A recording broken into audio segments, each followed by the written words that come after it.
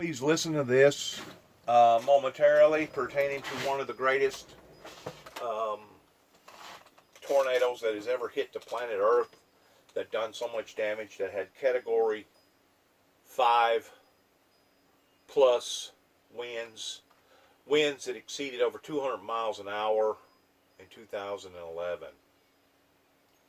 Keep in mind, in 2010, I was illegitimately arrested for supposedly threatening a darkly complected individual with Arabic descent, that I was told that you can't do that because that's premeditated murder by the feds up in Paducah, Kentucky. In 2009, while I was out in Oklahoma City, Oklahoma, I wound up being charged by a Lieutenant Burns, who put out an illegitimate warrant for my arrest, that I had threatened his life. The feds basically treated that as an international threat, to the point that whenever I wound up working for Gerber Collision and Glass down in Atlanta, Georgia, being there at the Centennial Park at the 4th of July, I had a major shakedown by a bunch of SWAT team members, because I was on Homeland Security radar at the time, that basically pulled me over, took my investigated a lot of my stuff, because I had tools at the time that was in my truck, and made me be temporarily arrested or obtained long enough for the firework display to be over with before I could go back to my business. These Army people that done that told me that they was watching me, and that whatever that I done, I better keep my nose clean, because they was on my heels. This was in 2009, after the event happened in my personal life out in Oklahoma City, Oklahoma. Shortly after that, I started working for Gerber Collision and Glass. Shortly after that, in the fall, my older brother, Danny Robert Jackson, passed away at the age of 56. I come back to Tennessee temporarily for a memorial, and then went back to Atlanta, working once more there in Kennesaw, Georgia, just outside of Atlanta.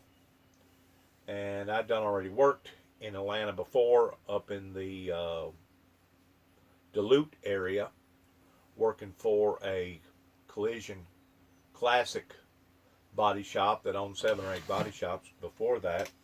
But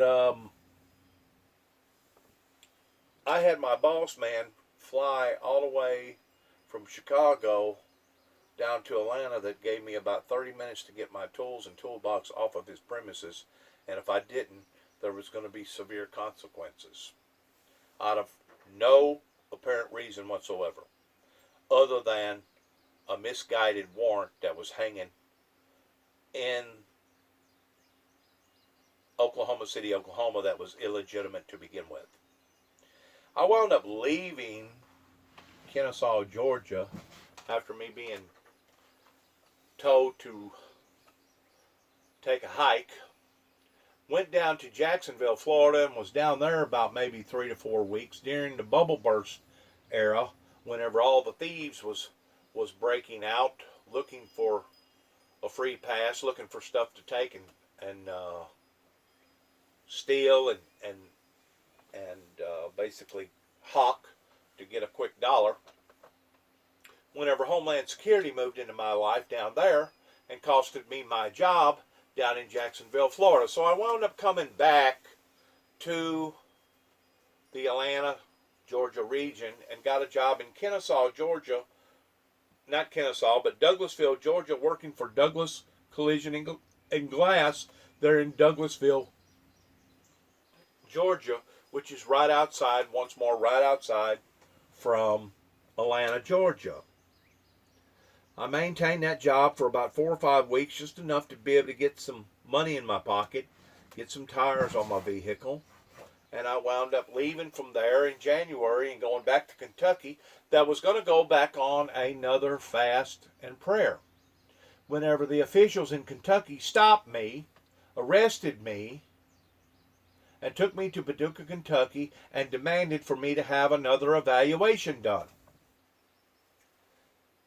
In this evaluation, it was agreed upon that if I'd done what they asked me to do, that they would not pursue a Class E felony charge on my life because I had made boast gestures of going to war in the Doomsday Devil's Duel pertaining to trying to kill Satan in the flesh that was Arabic descent. They told me that you couldn't do that, that was premeditated murder, and that could be classified as a Class E felony. But if I went through this study up in MCC downtown Chicago, that they would basically leave me alone. Well,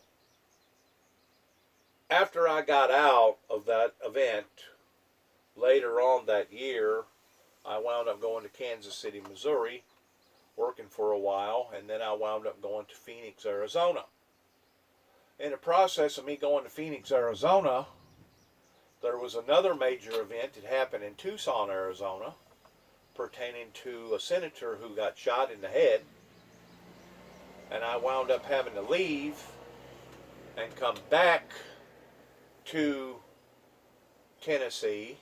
That's whenever my brother and I had the exchange with one of our cousins, and that's whenever I decided to go on up into North Carolina and then come back to Eastern Tennessee. While I was up in Eastern Tennessee working for another body shop was whenever the authorities here in the state of Tennessee thought once more that they was going to pull the wool over my eyes, to the degree that they arrested me while I was working just outside of Knoxville, Tennessee, and then drugged me from Knoxville back to Nashville, which is give or take about a 3.5 hour drive, being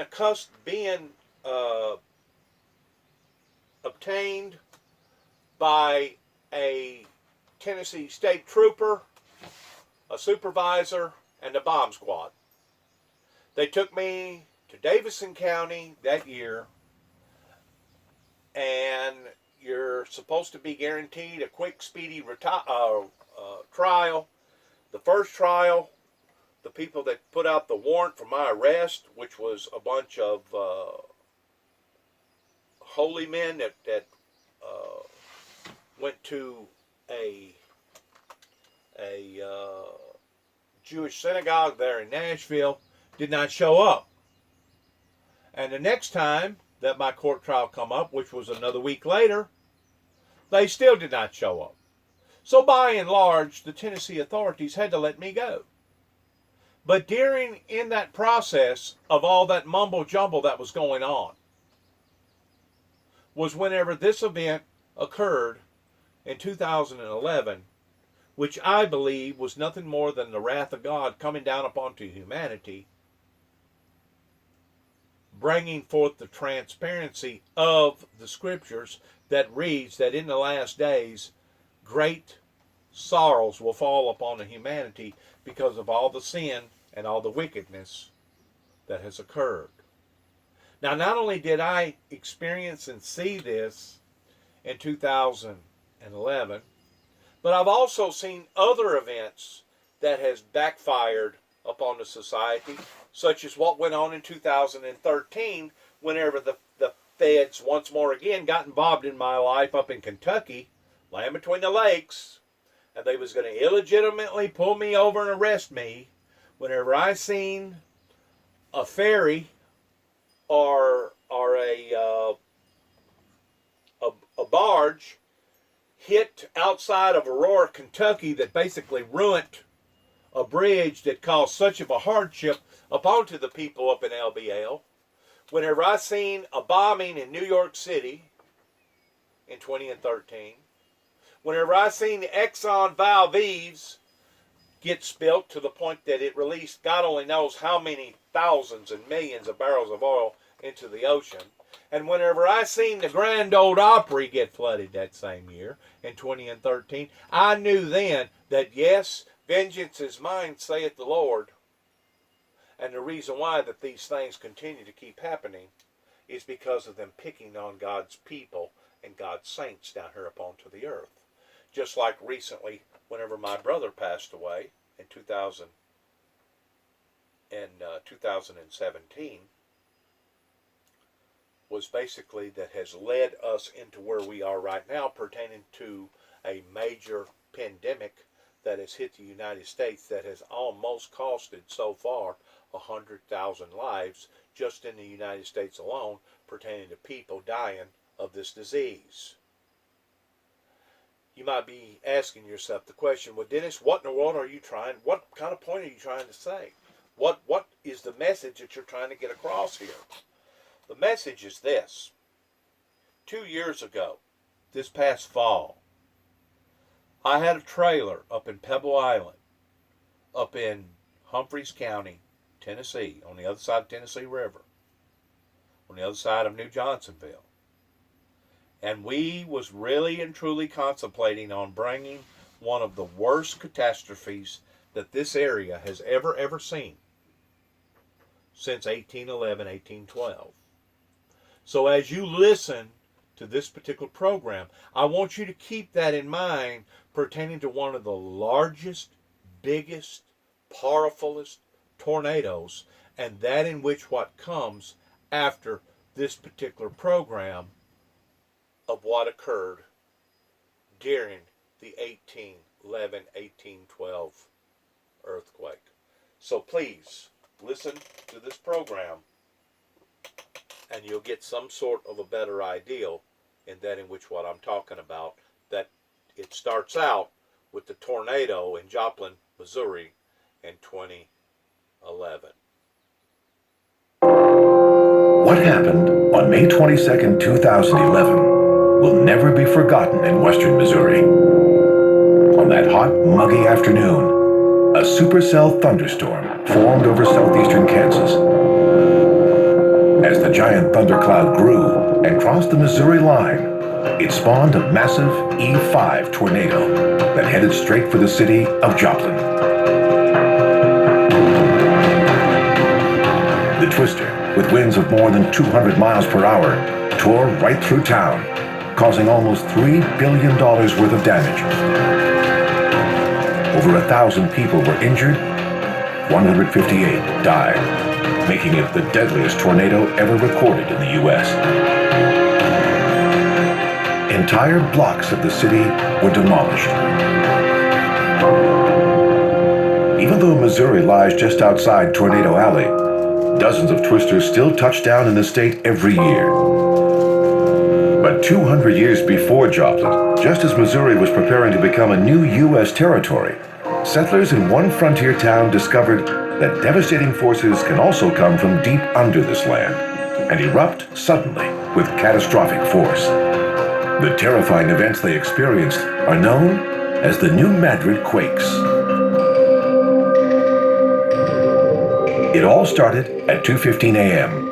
on December 16, 1811. That's when a series of massive earthquakes suddenly started rocking the Midwest. They registered more than 7.5 on the Richter scale. The epicenter was the Missouri frontier town of New Madrid, which lies on the Mississippi River. The shockwaves spread out for hundreds of miles, affecting an area 10 times as large as that of the infamous 1906 quake in San Francisco. Some tremors even managed to wake up President James Madison in Washington, D.C., more than 700 miles away. But here in New Madrid, the ground shook so violently in the night that many thought the world was coming to an end. One eyewitness later wrote, "The screams of the affrighted inhabitants running to and fro, the cries of the fowls and beasts of every species formed a scene truly horrible. The inhabitants fled in every direction." Since the quake struck under the Mississippi River itself, they pushed the river's waters up into great swells, which caused, briefly, the Mississippi River to run backwards. What exactly caused this disaster here in southeastern Missouri remains a mystery. Recently, researchers discovered that massive quakes have actually rocked the Midwest since as early as 2350 BC. The Midwest is riddled with ancient faults, but scientists don't yet have a clear picture of why some of them are still seismically active. But based on past events, what they do know is that it's only a matter of time before the ground starts shaking again under this small Missouri town.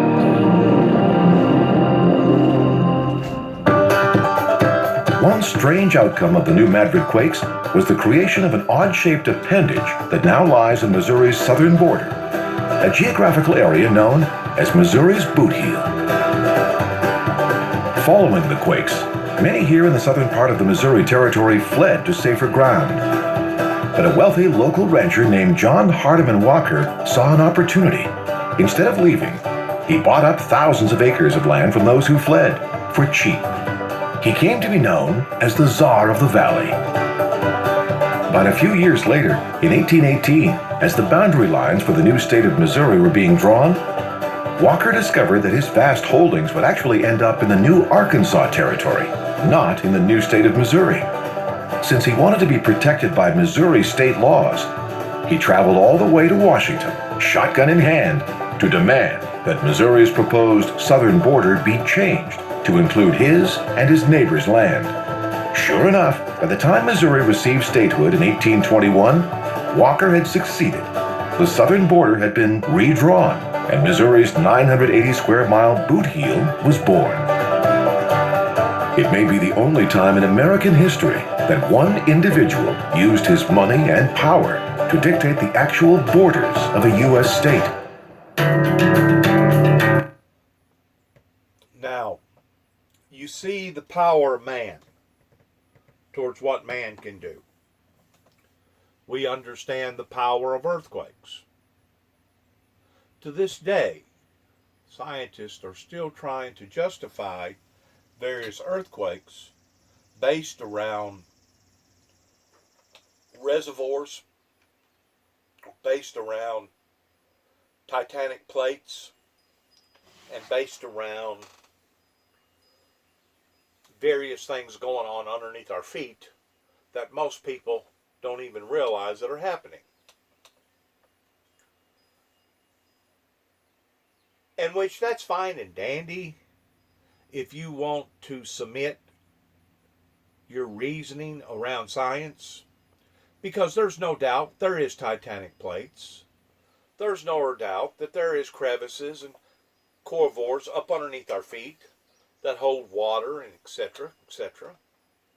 But let's not forget who actually created these particular entities that we're familiar with.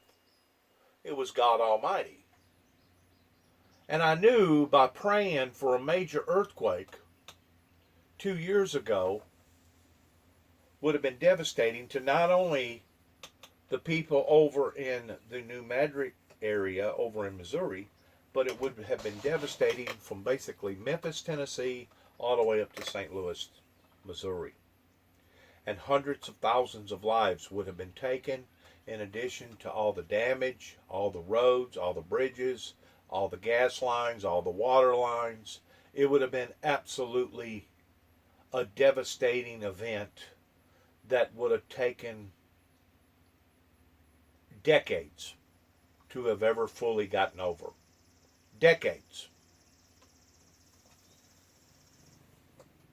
Because of the seriousness of that,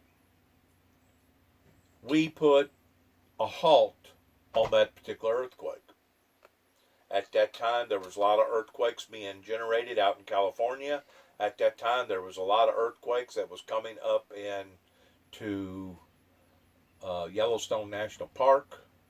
At that time, there was a lot of weird stuff that was going on up underneath our feet, and we knew that it was just a matter of time before something big was fixing to happen right here in the United States. But God stopped that because he found favor in asking for redemption and for forgiveness of the people.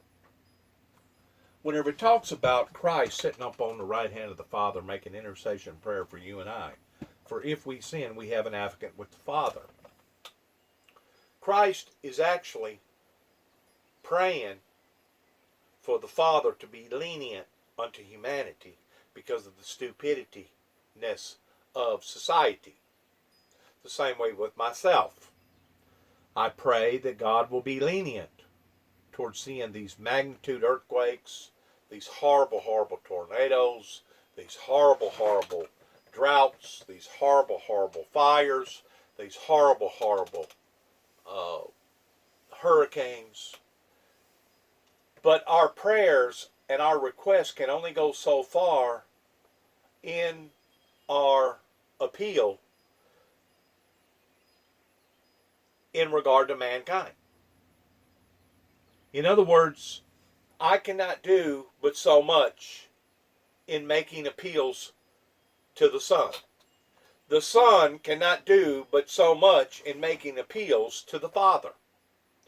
Once those appeals have been exacerbated, then is whenever the judgment seat of Christ becomes open in regards towards what we're seeing right now into a major pandemic that has fallen upon society. This pandemic is not hurting real estate. It's not hurting the roads. It's not hurting the bridges. It's not hurting the gas lines. It's not hurting the water lines. But the point that I'm trying to make is this. I do not know how much more my appeals or Jesus' appeals can continue to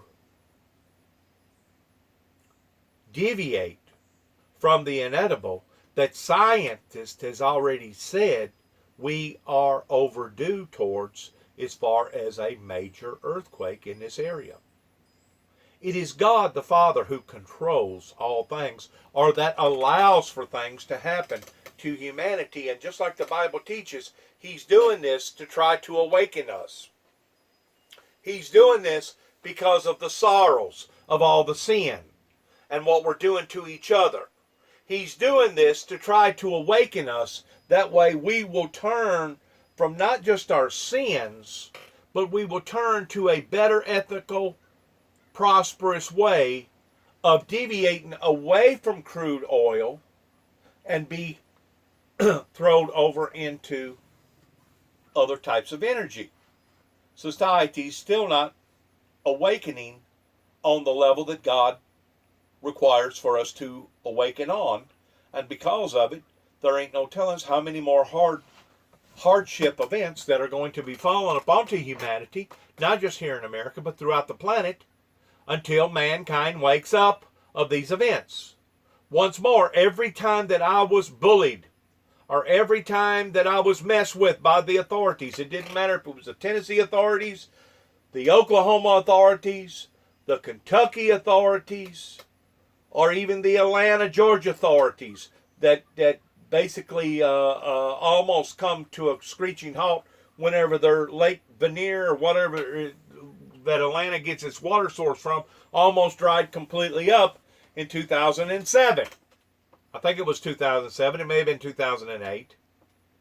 But these events that are occurring are trying to wake people up, and you're not listening to the message coming from the messenger.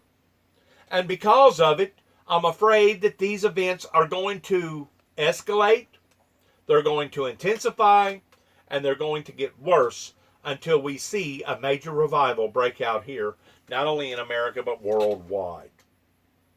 I pray for humanity. I don't pray that God brings horrible or allows for horrible things to happen to humanity. I pray for humanity that humanity will awaken and that they will turn from their sinful and wicked ways, just like the Bible talks about in the first 4 chapters, that He has not yet found our works perfect yet, to go back, go back, go back, and do thy first works over again. Even with this pandemic, we're not seeing as a whole, pertaining to the masses, go back. If we're seeing anything, we're seeing humanity go back all right, but they're going back to their sinful, demonic, wicked, evil, pathetic, sick ways. And when this occurs, God will allow for horrible, horrible events to happen, including possibly a major earthquake that I have not yet ruled out that will in fact happen right here again, that will be just as powerful or worse than what the 1811, 1812 earthquakes caused.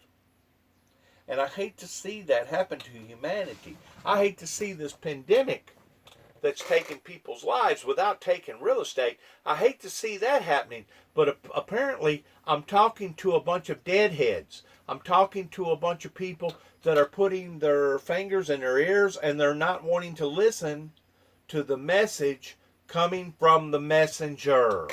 So because they're not listening, things will drastically intensify in regards to these major, major events, regardless whether it be tornadoes, hurricanes, droughts, floods. You know, just a week ago, there was 2 dams that busted loose up in the state of Michigan that flooded out a whole town. Probably is going to be a $1 billion deal, or right at $1 billion deal. The deal that happened in Missouri was a $3 billion deal. These $1 billion are being tagged on to our international deficit, our indebtedness, that we're already, what, $26 trillion in debt now if you tag on towards the damage that has occurred just within the past 3 or 4 months pertaining to the pandemic. These events are going to keep on until that literally bankrupts America, unless we as a society wake up and realize what is going on. Me as a messenger can only do so much. I can only say so much. I can only be influential so much. And I'm doing what I'm supposed to be doing right now by talking to you right now. Whenever I hear these programs like I'm hearing right now over tornadoes and earthquakes, I'm trying to express what God has expressed to me to express to you. But it's still being ignored. I'm still being marginalized. In which that's okay. If you can stand the heat, so can I. You know, they marginalized Noah. And we see what the recourse was. They marginalized Noah. We see what the repercussions was. They marginalized Jesus Christ over in the Middle East. We see what the consequences of doing that was. If we as a society continue to marginalize God and God's precious people that are bringing forth these messages, we as a society will be broken into little bitty shiverings, little bitty pieces. And I'm just not talking about economically. I'm talking about in every way imaginable. Because it is God the one that sits on the throne. It is God the one that is in power. And it is God the one that says in the first 4 chapters of Revelations, for he will rule them with a rod of iron. That's God speaking. Now, if you want to continue to marginalize God, if you want to continue to marginalize God's messengers, well, then be willing to suffer the consequences. Good luck to all of us on this memorial coming up this weekend. Good luck to each and every one of us, and we can't say it enough here at the Windmill Ministries. We love you. We appreciate you. We appreciate your prayers, and shalom.